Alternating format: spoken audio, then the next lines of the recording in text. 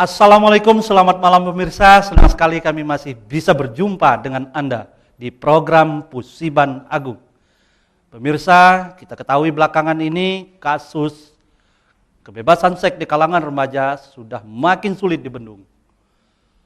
Untuk itu malam hari ini kami akan membahas bagaimana mengatasi, bahkan bagaimana cara menghilangkan kebebasan seks di kalangan remaja yang umumnya masih kalangan pelajar.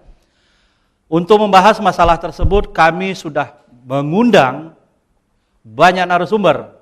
Baik pemirsa, kita langsung saja, kita sapa dulu para audien kami. Pusiban Agung.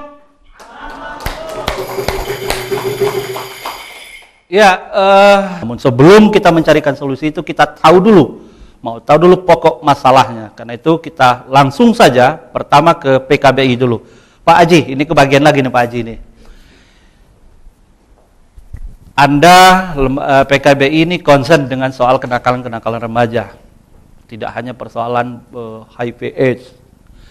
Mungkin kita, audien dan pemirsa Lampung TV juga perlu mendapat gambaran dulu sejauh mana apakah kenakalan remaja saat ini sudah sampai kepada batas mengkhawatirkan. Silakan. Ya, baik, terima kasih Bang Irwan dan pemirsa Lampung TV. Ya, jadi kami dari PKBI sangat apresiasi sekali dengan kegiatan hari ini Pusiban Agung, ya. Lampung TV sebagai media yang sangat konsen sekali terhadap persoalan remaja. Dan memang benar bahwa permasalahan remaja kita pada saat ini sudah sangat mengkhawatirkan. Saya bilang bukan lagi persoalan seks bebas, tapi sudah bencana nasional. Karena persoalan ini sudah sangat luar biasa, ya. Hampir di setiap sekolah itu pasti ada kasus-kasus terkait dengan perilaku seks bebas remaja. Hampir setiap Hampir sekolah. Semua sekolah, dari mulai SD, ya, SMP sampai SMA, bahkan lebih parah lagi di perguruan tinggi. Ya. Ada kepala sekolah yang bilang ke saya bahwa ada siswinya SD yang setiap hari itu ngomong porno, ngomong alat organ reproduksinya.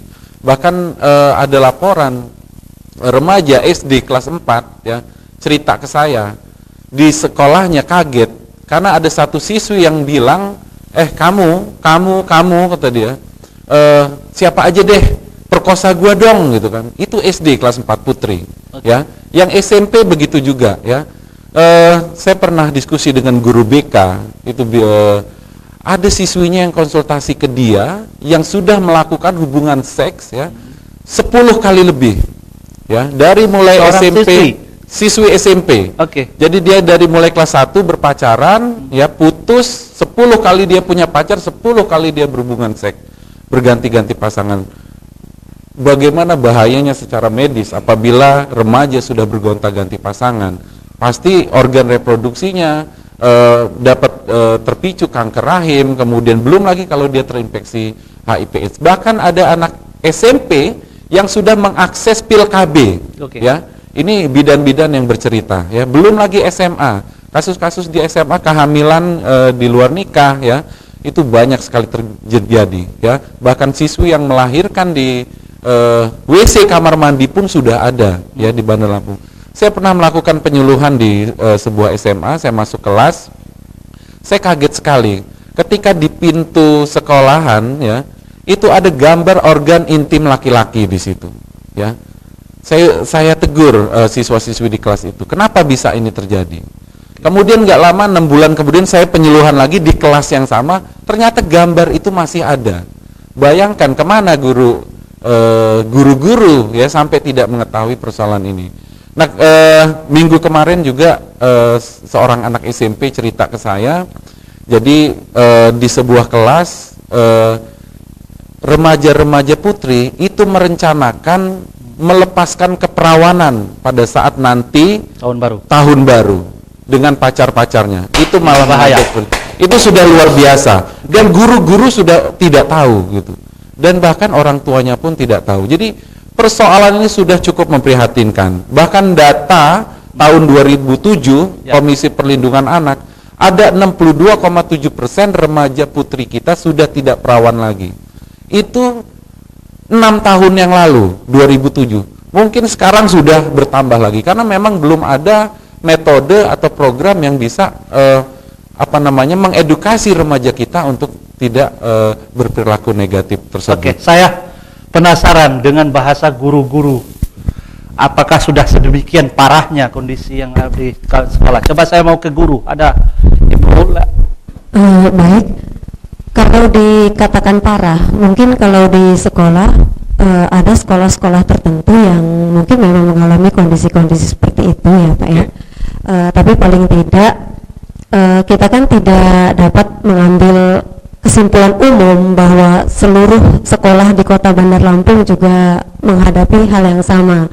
Mungkin ada sebagian kecil dari siswa yang memang sudah punya perilaku seks beresiko seperti itu gitu.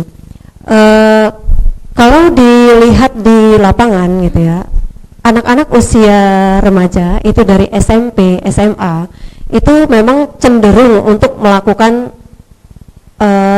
trial error, untuk melakukan uji coba gitu. Dan sayangnya uji coba ini ternyata memang beresiko bagi mereka sendiri gitu dalam kaitannya dengan aktivitas seksual gitu.